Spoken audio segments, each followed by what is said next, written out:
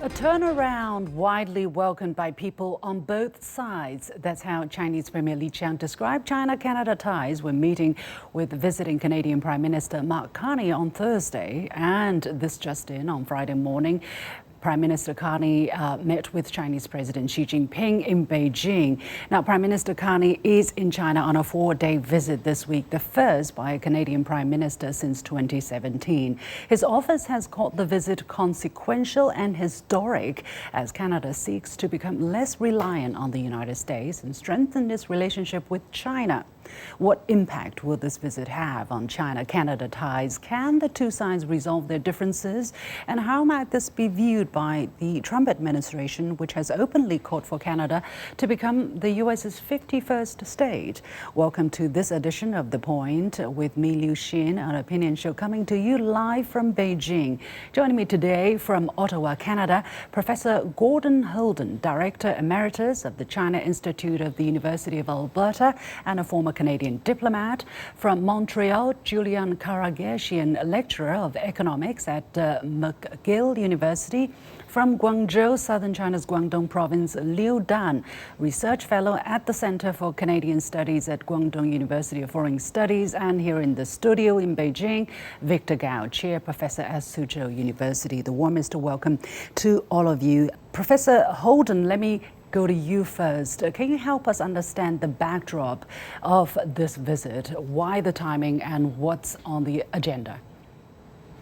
Absolutely. Well, we've had diplomatic relations, that is Canada, for 55 years, but the last 8 years have been problematic with issues on both sides, and an impasse without a senior level visit during that entire time, which is a very long time.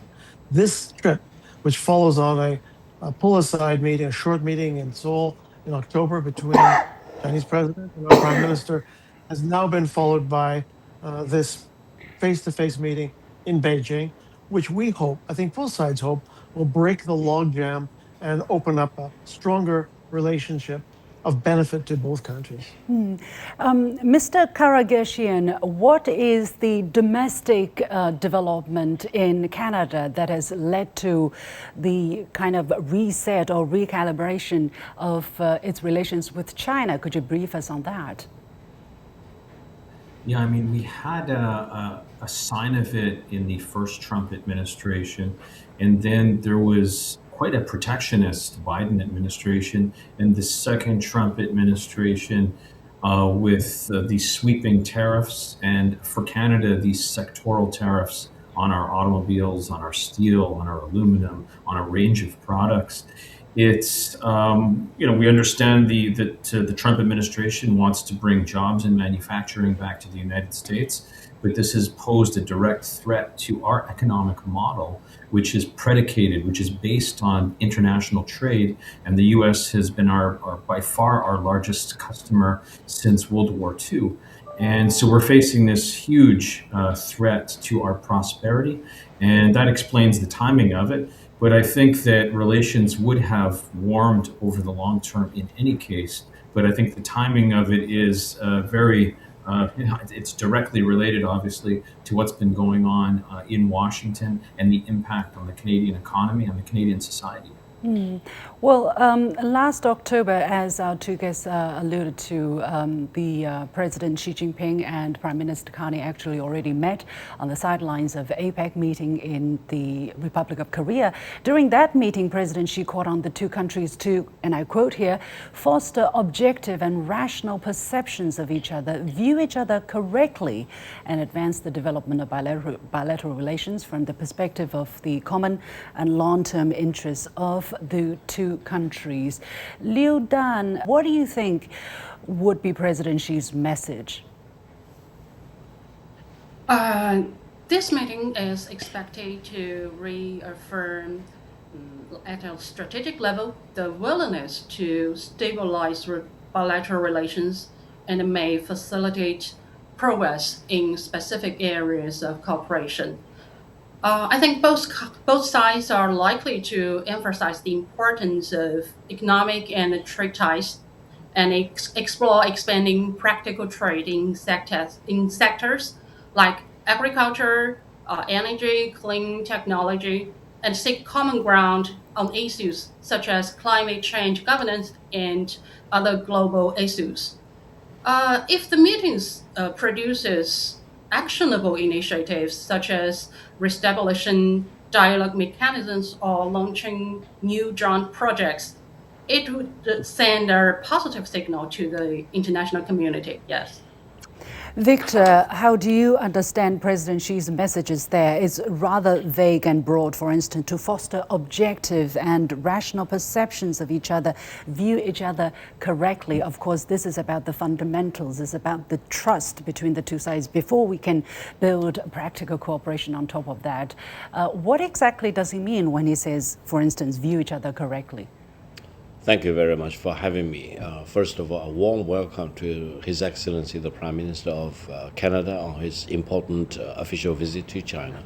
I think what President Xi Jinping meant when he met with Carney in the Republic of Korea was a call for the normalization of relations between China and Canada. Why? Because these two countries have all the logicality to be respecting each other, to treat each other as equal, and to promote mutual interest by expanding trade and exchange of people. So I would say the normalization of the relations is actually starting by this important prime ministerial visit to China. And I hope from this important visit on, China and Canada will resize each other and will realize that we should not be enemies against each other. We can be normal trading partners with each other. We have differences, different cultures, background, etc. That's for sure. But why should China and Canada not get onto the same page in maximizing the benefits for the Canadian people and for the Chinese people? I think with or without the United States as a factor, China and Canada should have all the reasons to promote China-Canada relations. I even coined the term called China-Da, China plus Canada. We can be partners with each other, and I want to say through our joint efforts, China-Canadian trade volume can minimum double, if not triple, or even quadruple in size in the coming years. It really depends on whether China and Canada respect each other, look at each other as normal countries. We don't want to change what Canada is, and I don't think the Canadian people want to change what the Chinese culture is. Respecting each other, deal with each other as normals, that will be for the mutual benefit of China and Canada, or for the benefit of China-Da, as I called it. Okay. I wonder what my Canadian guests think of this new coined term, China-Da. Professor Holden, let me get to you. What do you think of this and what Victor just said? It seems that on the part of the Canadian leadership, Prime Minister Carney is also thinking differently slightly from the previous administration. For instance, in an article published in October last year on The Economist, he used the term variable geometry. It seems that he's not putting so much emphasis on values, but rather more on interests. What do you think is the changes that are happening on the Canadian part? I don't disagree with what Victor said, but fundamentally, these two countries should not be adversaries. These two economies are remarkably attuned to each other. What we have, often China doesn't have as much as they need, and vice versa. So there is a fundamental opening for much closer cooperation. I would agree the trade should be a much higher volume, but I also like to see people-to-people exchanges. We would like to see more Chinese students in Canada.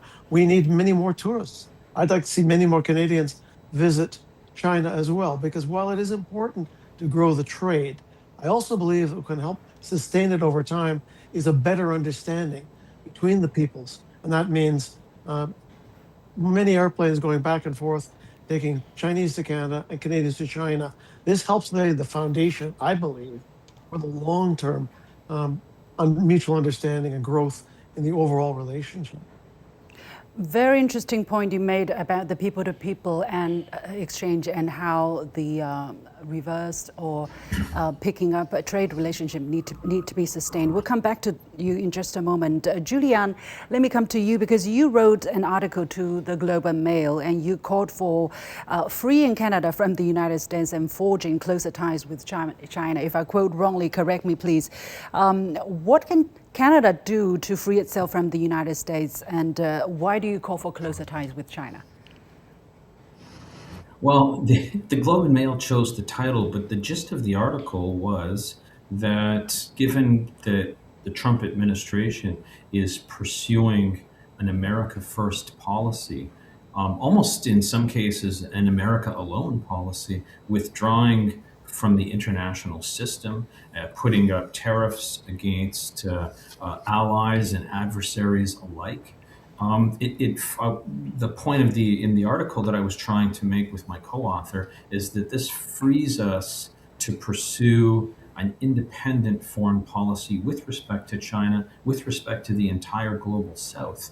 And this freedom, it's not only a want, but it's a need, because we need to trade with the entire world, not just Europe and the United States, but beyond with the entire global South. And we have a strong trading relationship with China. But as our trade share falls with the United States, and our trade share has been falling since the aftermath of 9/11, the borders have been thickening for different reasons. And so now with this America First policy and the MAGA movement, it does free Canada to pursue an independent foreign policy. And I would say that includes having closer relations with China, with India, and with the other 75% of the world's population and 55% of the world's economy that resides in the political global South. It's in our interests as a sovereign nation.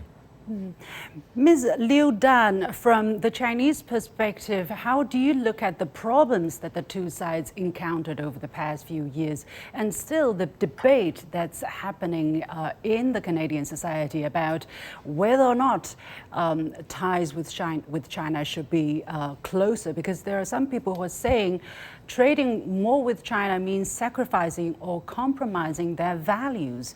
Is that the biggest obstacle besides, the external pressure from other countries? I think now the Canadians' adjustment in its China policy is both a short-term hedge against U.S. unilateralism and also a reflection of its long-term national strategy. Yeah, the unpredictability of the Trump administration has made Canada aware of the risks of over-dependence over a single country, while China, as one option for its diversification, can offer economic and diplomatic room for Canada. Even if I think in the future the U.S. or the Canada political landscape changed, Canada's direction toward trade diversification and enhanced strategic autonomy will still remain, as it will become a consensus in Canada and also a long-term national policy. I hope that is the case. Victor, do you agree? Do you also share the concern that people's mindset about values versus interests could potentially open up more questions in the future? Well, I would say for the Canadians, with your permission, the biggest value you need to demand is to treat Canada as a fully sovereign country with territorial integrity, and every country in the world should respect fully the sovereignty and territorial integrity of Canada. Now, in this respect, let me emphasize one point. China fully respects Canada as it is, fully respects the Canadian sovereignty, fully respects the territorial integrity of Canada. And China would oppose any other country which wants to take over Canada, for example, turn Canada into one of its internal provinces or states. That would be in violation of the most fundamental and sacredest values that anyone can even think about. Now, for China Canadian relations, I emphasize that there is the logicality that we should boost our bilateral exchanges in all respects. At present, China-Australian trade volume is larger than China-Canadian trade volume. This is not reflecting well either on China or Canada. And Canada has a larger population, larger landmass, for example, and higher complementarity between the Chinese economy and the Canadian economy. So when I look at China-Canadian relations, I want to have two dimensions. One is to look at China-Canadian relations as it is. Then look at China-Canadian relations in the overall context of Canadian-American relations or Chinese-American relations. We should have the sophistication to look at both sides of the equation, especially at a time when the southern neighbor of Canada is really not talking about treating Canada with respect, but really acquiring or conquering or taking over Canada without consulting the real wishes or the aspirations of the Canadian people. This is not reflecting well on the United States or President Trump, and President Trump still has another 3 years to kick around, and I hope the United States will never go to the extreme of threatening to acquire Canada against the fundamental will of the Canadian people. So I think peace-loving countries throughout the world should know what is the right thing to do, what is the wrong thing to do. To respect Canadian sovereignty and territorial integrity is the only right thing to do and is the highest value we can think about. I hope Canada should also look at China as it is and fully respect China's sovereignty and territorial integrity. Very important sentence you ended that with, Victor, because I was going to ask, when Canadians talk about values, when, engaging with China, and I want to go to Professor Holden there, they seem to have, a set of standards, how things should be done, and then they apply that set of standard on China, and China doesn't fit. However, if they are going to continue to do that, we are going to have problems because, our circumstances are different, how we do things are different, we have our system. Fundamentally, we try to achieve the same thing, which is to lift people out of poverty, give people a better life, bring peace to the country, to people's to countries on earth. But it seems that there is a fundamental mismatch of what people in Canada think is values or what people should do and what people in China think as values. I don't know whether I make my questions clear enough. I think if people don't change that perception and continue to look at China as if trading with China is a gift upon the Chinese country or Chinese people, that's not going to work out. I think you raise an important question. In my opinion, no two countries or no two peoples are ever going to have precisely the same set of values. We have different historical antecedents. We have different cultural traits. However, while trade is important, I believe that Canada and China can share many values. Both two countries emphasize the importance of the concerns about climate change. We both have concerns which we share about biodiversity. We both want to have a fair trading system internationally. We are both highly trade dependent. Canada is actually even more trade dependent than China. So I think that, and I think broadly, both countries want regional peace.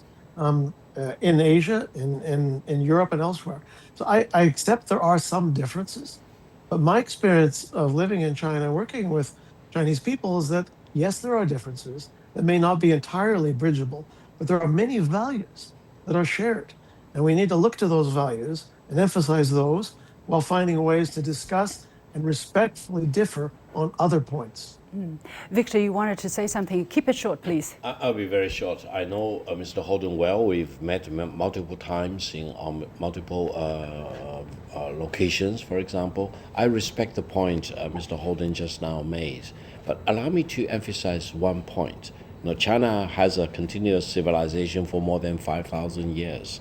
And over these centuries, we've accumulated huge amount of values. So when we look at a great country like Canada, Canada is much shorter in terms of your life expectancy up to today. And you need to respect an ancient civilization which has been surviving all these centuries of time. We may be different, but fundamentally, I think the Chinese people and the Canadian people care about the same thing. We want to send our kids to a better school. We want to raise our elderly in dignity and in decency. We want to care about the environment. We want to make sure that the world in the future can be better protected for the generations to come. In this sense, I don't think the Chinese values and the Canadian values are that different. We are different in terms of our civilization, of our culture, but fundamentally, as human beings, we should be as close to each other as we can even imagine, especially when your southern neighbor is raising the dangerous head of eating you up, of acquiring you against your will. That is the value we are talking about. We should be on the same page rather than I would say, on yeah, the different page. Very important point, Victor. I would say even if your southern neighbor is not doing something dangerous to Canada, we should look at each other in a very objective way. But I do want to turn to Julian there, because there are very important questions when it comes to trading with China. China does have a very big trading surplus against most countries in the world when it comes to trading with goods. Some Canadians would say, well, China is going to sell us more. We're not going to buy as much as China is going to sell to us. We're not going to sell as much to China as the other way around. So do you believe that trading more with China is beneficial overall to Canada? I do. If we're truly a sovereign nation, and I think we are, then we can sell what we want to China, and we can purchase what we want from China. And we have, as your other guests have pointed out, we have strong complementarities between our economies. China is a manufacturing superpower, that is clear. 1/3 of the world's manufactured goods are produced in your country. We are an energy and a natural resource superpower. We have, as your other guest said, everything that we need from each other. And on values, I'll just go from what your last guest said. I'll say it, I look at values, I tend to be sentimental when I look at values. At the most fundamental level, we all cherish our children's future, and we love our parents, and we want to make a better world. And so I think we can start to build on values from these very, very fundamental ones. And I would say this to everyone listening, to the entire planet, if I could: if every country is going to trade on the basis of having the identical values, I don't think any country would trade with each other. So I don't like to mix these things. We have to respect. Every country has to respect all other countries, and I think if people want change, they can make change in any society, and it's up to those people. And so that's my take. And I think the opportunities for trade, it's not just the complementarities, but there's a very, very predictive economic model called the gravity model. And according to this model, we could be doing 3 times the trade with each other, and 3 times the investment. So I think the trade of the economic relations between Canada and China really are only limited by our imagination. I think there's so much scope. Imagination is the word I have on my mind. I have it written here. We need to reimagine our trade and economic relationship. I think that's what the top leaders are doing. We're hearing, for instance, Premier Li Qiang telling his Canadian counterpart, let's think about new growth drivers for both countries. And he's talking about new energy, aerospace, high quality agriculture, so on and so forth. So Liu Dan, what is your suggestions, for instance, if China and Canada are going to increase their, foreign trade exponentially? What can they do to benefit both sides? As the world's second largest economy and major buyer of commodities, China indeed will help Canada to gradually reduce the over-reliance on the single market, like America. Yeah.